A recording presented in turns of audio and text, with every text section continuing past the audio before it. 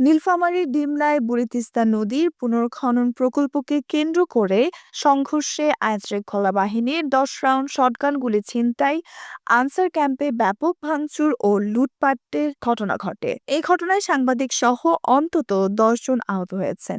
সরকারি ও প্রকল্পের সংশ্লিষ্ট সম্পদের ক্ষয়ক্ষতির পরিমাণ প্রায় ২ কোটি টাকা বলে প্রাথমিকভাবে ধারণা করা হচ্ছে। বুধবার সন্ধ্যায় বুড়ি তিস্তা নদী সংলগ্ন আনসার ক্যাম্প ও খনন প্রকল্প এলাকায় এই ঘটনায় সহিংসতা ও নৈরাজ্যকর পরিস্থিতির সৃষ্টি হয়। জানা যায়, পানি উন্নয়ন বোর্ড ও ঠিকাদারি প্রতিষ্ঠানের নদী খনন কাজের প্রস্তুতি নিলে স্থানীয়ভাবে উত্তেজনার সৃষ্টি হয়। রাষ্ট্রীয় শোক চলাকালে সরকারি ছুটির দিনে খনন কাজের প্রস্তুতি নেওয়াকে কেন্দ্র করে স্থানীয়দের আপত্তির মুখে পানি উন্নয়ন বোর্ড সাময়িকভাবে কাজ বন্ধ রাখার সিদ্ধান্ত নেয়। কিন্তু পরিস্থিতি শান্ত হওয়ার বদলে তা দ্রুত সহিংস হামলায় রূপ নেয়।